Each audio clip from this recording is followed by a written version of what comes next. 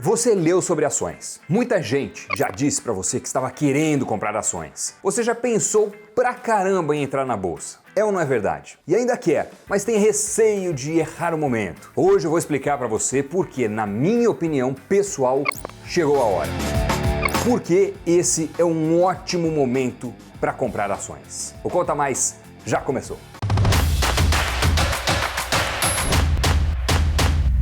Antes de começar, para valer o programa, deixa o seu like nesse vídeo e siga o nosso canal, que tudo isso ajuda muito, fechado? Investir na bolsa é um passo normal em países como os Estados Unidos, onde ter ações para aposentadoria é uma tradição mesmo entre os pequenos investidores. Lá, por exemplo, 52% das famílias estão na bolsa. O investimento médio é de $40 mil.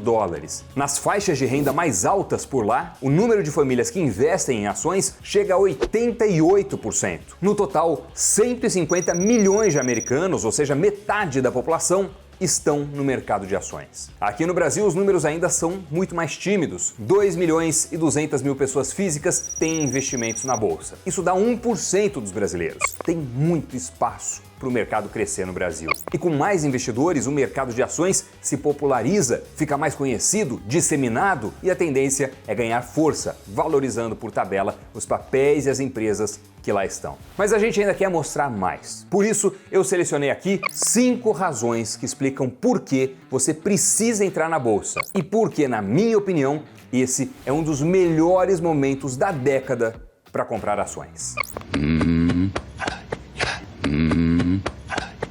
No final de março, depois do Ibovespa cair quase 30% no mês, era até difícil achar alguém que dissesse que não ia cair mais. Foi, afinal, a pior queda da bolsa desde 1998. E realmente foram de meter medo os números dos pregões no começo das medidas de isolamento para combater o coronavírus. Olha só esses números. Quedas de 7, 10, 13% em um único dia. Em vários momentos, o circuit breaker, aquele mecanismo que interrompe o mercado, congela as negociações, foi acionado porque as ações estavam derretendo. Se alguém levou um susto naquele momento, estava coberto de razão. Aliás, quem não levou? Quem não perdeu dinheiro? Só quem não tinha nada de ação, nem fundo de ação, nem fundo multimercado.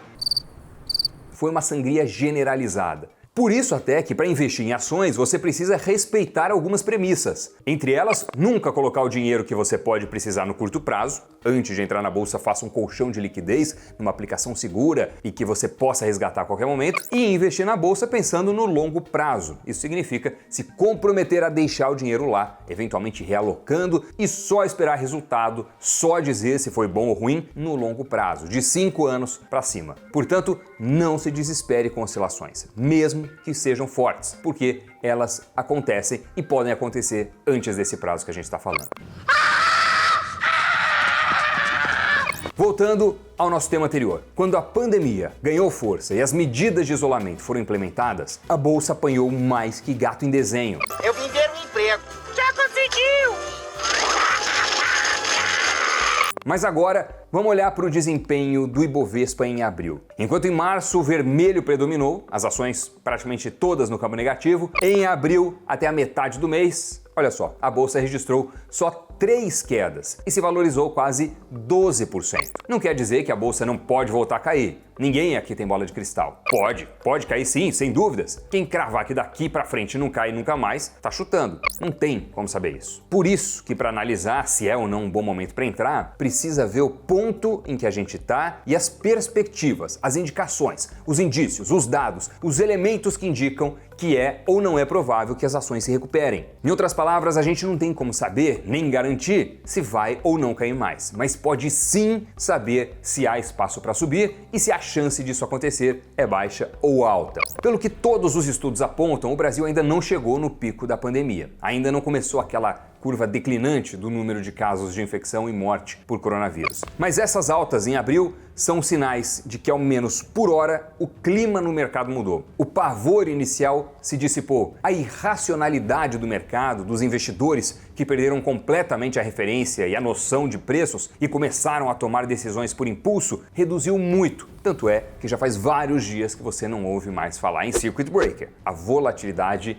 diminuiu. O maremoto no preço das ações em março, pelo menos por enquanto, ficou para trás. Todo mundo já sabe o que é coronavírus, que existe uma curva de expansão e queda, que medidas estão sendo tomadas para combater a expansão da doença e por aí vai. Há 3 meses, você provavelmente nunca tinha ouvido falar em coronavírus e agora já está careca de saber. As maiores dúvidas e incertezas no cenário agora vêm de quando de fato o pico vai acontecer, se é ou não, conforme apontam os modelos, e principalmente qual vai ser o impacto na economia, como os negócios vão reagir, quantas feridas as empresas vão ter que lamber, quais vão ser os danos nas corporações, no emprego, na renda. É uma baita dúvida, mas um tipo diferente de questionamento, de tensão. Diferente do pavor do desconhecido de um vírus chegando em expansão acelerada. Os investidores com maior ou menor precisão já estão precificando, estimando o cenário de isolamento e olhando para frente, para quando a crise do coronavírus passar, para quando a economia voltar a funcionar. Pensa um negócio comigo. Imagine que você esteja em outubro de 2008, a pior crise financeira desde o crash da Bolsa de Nova York em 1929. Você abre o home broker, tudo vermelho, as análises as piores possíveis, bancos quebrando, a economia entrando em uma das piores fases da história. Sabe quanto tempo o Ibovespa levou para se recuperar dessa queda histórica, gigantesca? E tão histórica que se você tinha menos de 80 anos, nunca tinha passado nada do tipo? Menos de 24 meses. Quem tinha dinheiro fora da bolsa e comprou naquele momento de desespero geral, se deu muito bem. Em alguns casos, dependendo do papel, as ações se valorizaram mais de 100% até 2010. Em quedas muito bruscas, várias vezes a leitura é que o movimento foi exagerado e com isso a recuperação costuma ser rápida, algo que vale também para as epidemias. Vamos ver um gráfico do S&P 500, o índice que reúne as 500 empresas mais valiosas da Bolsa de Nova York. Olha o que aconteceu poucos meses depois de outras epidemias. Nas outras vezes, as ações não demoraram a se recuperar. Na epidemia do SARS, por exemplo, em 2003, na gripe aviária, no surto de H1N1 e na epidemia do Zika vírus, que atacou forte aqui no Brasil, as ações das grandes empresas caíram para valer. Para muitas delas, foi uma baita pancada, mas se recuperaram. 6 meses depois de todas essas epidemias da lista, o S&P 500 já tinha se valorizado pelo menos 11%. Em alguns casos, 18% em relação ao ponto pré-epidemia. Ou seja, 6 meses foi tempo suficiente para acontecer a crise, a queda brusca, a recuperação e para as ações ainda se valorizarem em relação ao patamar que ocupavam antes desses surtos acontecerem. O ser humano é por natureza exagerado, vê as coisas de forma hiperbólica. Se você tá com uma baita dor de dente, fala, eu vou morrer. E qual que é que tá doendo? Se acaba um namoro de forma inesperada, diz, eu nunca mais vou namorar de novo. Se tem uma ressaca braba, você jura no dia seguinte que nunca mais vai colocar uma gota de álcool na boca. Ô gente, será que é só eu que bebo? No meio de uma crise, seja de dor, de relacionamento, de saúde, uma crise financeira, a gente é exagerado. Em outras palavras, esses números que eu apontei são uma demonstração que se na crise a gente pensa no pior, por outro lado, a crise não dura para sempre. E quando começa a passar, o exagero é corrigido e a situação não tarda a voltar à condição anterior. Na real, olhando o tempo em perspectiva, para quem investe mirando no longo prazo, as crises, em sua maioria, costumam durar bem pouco. Alguns economistas comportamentais, pesquisadores que misturam economia e psicologia, dizem que no momento da queda a gente é irracional. Se uma ação está caindo, fica muito difícil pensar no futuro. Você ter medo de perder mais e medo que o seu dinheiro acabe virando pó é bastante comum nessas horas. Mas vamos olhar alguns outros números. Entre 1994 e 95, o Ibovespa passou por uma queda brusca em poucos meses. Foi de mais de 76%. Mas então, nos 5 anos seguintes, a bolsa decolou. Decolou com uma alta de 445%. No ciclo seguinte, foi a mesma coisa. A antiga Bovespa, hoje B3, caiu 67% de 2000 a 2002. E o que vem depois? Outra alta forte e contínua no mesmo patamar, 448%. Entre 2008 e 2009, queda de 61%. Passado esse desastre, a bolsa subiu entre 2009 e 2010 120%. E se a próxima queda foi de 58%, logo depois, novo e esticado ciclo de alta, que durou até janeiro de 2020. E que alta? Mais de 300%. Novamente, várias vezes maior que a queda. Resultado passado não é garantia de retorno futuro. Isso está no prospecto de todo e qualquer fundo de investimento. E é verdade. Mas também fechar os olhos para a história e ignorar situações e comportamentos similares é burrice. Mesmo com a bolsa caindo tudo que caiu em março, e até mesmo se ainda tiver mais uma correção, mais um período de pessimismo derrubando o preço das ações, nesse mês ou nos próximos meses, o aprendizado histórico sugere com relativa tranquilidade e confiança que no longo prazo a recompensa para quem se posicionou, mantendo e principalmente comprando ações, dá muito resultado. Muita gente acaba perdendo oportunidades, querendo acertar o momento exato da reversão da queda. A mínima da mínima não dá para acertar. Não tem jeito, ninguém sabe. Se acertar é pura sorte. E a experiência mostra de forma repetida que o importante é saber aproveitar as escassas e raras oportunidades como essa. E não é para botar e ficar olhando dia a dia se subiu ou se caiu, se você ganhou ou perdeu dinheiro. Você vai ficar louco ou louca fazendo isso. Eu não tô louco! Eu não tô louco! Bota agora e esquece por um tempo. Daqui a alguns meses, daqui a alguns anos, a chance de ter valido muito a pena é imensa. É recente. Nos últimos poucos anos, um dos mais importantes elementos da economia brasileira se aproximou do padrão internacional: a taxa de juros. Historicamente, os juros no Brasil sempre foram muito altos. Em períodos de inflação forte, o jeito era subir a taxa para tentar segurar o avanço dos preços. O patamar atual da taxa Selic representa um ponto muito baixo em relação a qualquer outro momento da nossa história. Olha como foi a taxa desde o Plano Real. E nem precisa voltar tanto no tempo. Há 4 anos, no primeiro semestre de 2016, ela estava em 14,25% ao ano. Com uma taxa dessas, surgiram com razão afirmações do tipo: o Brasil é o país da renda fixa. E era mesmo. Só deixar o dinheiro parado numa aplicação como Tesouro Direto, CDB, Fundo de Renda Fixa, e o resultado seria excelente. Cerca de 1% ao mês, rentabilidade que em muitos países a renda fixa só dá depois de 1 ano de dinheiro aplicado. Mas de lá para cá, a taxa despencou. Vale hoje menos de 1/3 do que valia 4 anos atrás. E se a conjuntura muda, sua estratégia de investimentos precisa mudar também. Todos os indícios atuais são de que a taxa de juros da economia vai permanecer baixa por um bom tempo. E isso é mais um importante argumento para apostar na bolsa, por 2 motivos. Primeiro, que sua aplicação na renda fixa já não vai mais render grande coisa, ao contrário. Vale para segurança, vale para conservar o que você conquistou, mas não espere tirar da renda fixa a rentabilidade que vai fazer o seu patrimônio crescer como se estivesse fermento. Isso não vai mais acontecer. E assim como você, muita gente, muito investidor, muito fundo de investimento vai colocar cada vez mais dinheiro na bolsa, o que leva a uma demanda maior e a uma valorização das ações ali negociadas. O segundo motivo é que juros baixos impulsionam os negócios, favorecem as empresas. Elas conseguem captar recursos a preços mais baixos e, com isso, aumentam a estrutura, as unidades, fazem novos investimentos em tecnologia, aumentam a eficiência, crescem. E os consumidores também conseguem pegar crédito mais barato, reduzir as contas de financiamentos e assim fazer aumentar seu poder de consumo, demandando mais das empresas, que irão, para fazer frente a essa demanda, se expandir com maior velocidade. E empresa crescendo, vendendo mais, aumentando o tamanho, aumentando o faturamento, também faz com que as ações dela subam. Todo esse movimento é recente e os sinais são todos de que essa nova conjuntura de juros baixos que favorecem a bolsa, essa conjuntura veio para ficar por um bom tempo.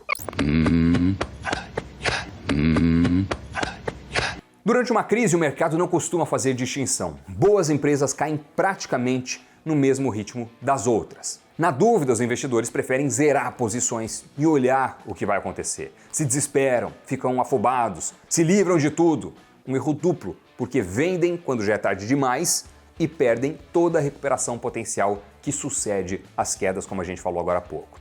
Inclusive, alguns fundos de investimento, por regulamento, são obrigados a zerar posições em determinadas circunstâncias e, com isso, os preços perdem ainda mais a referência. Fica tudo na bacia das almas. Essa hora pouca gente abre o balanço da empresa, calcula, analisa, avalia qual vai ser o impacto de 1, 2, que sejam 3 trimestres ruins nos resultados corporativos. Mas quando a situação se acalma, os fundamentos voltam a importar.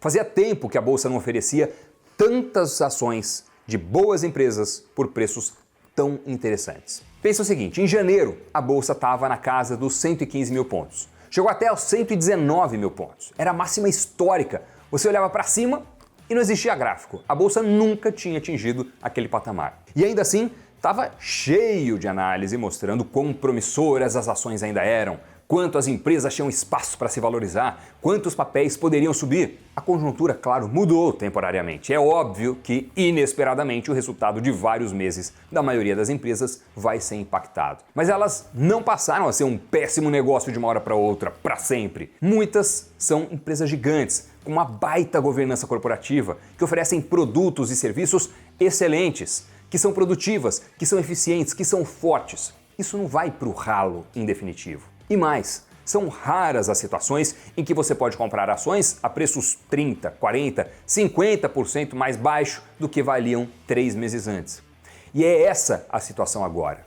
Olhando de onde a gente está nesse momento, para frente e para cima, tem muito espaço para as ações subirem e para valer. Mesmo que até essa recuperação acontecer, elas ainda caiam pouco ou muito no meio do caminho, não importa, é um bom ponto de entrada. Pega o principal índice da bolsa, o Ibovespa, por exemplo. Só dele voltar do patamar atual, que está na casa dos 77 mil pontos, para o patamar que já ocupou em janeiro, eu não estou falando nada de recorde, de padrão inédito, nada disso. Só voltar para os mesmos 115 mil pontos, que já estava ocupando menos de 90 dias atrás, isso representa uma valorização de 45%. Se demorar 6 meses, 1 ano, 2 para isso acontecer, não importa.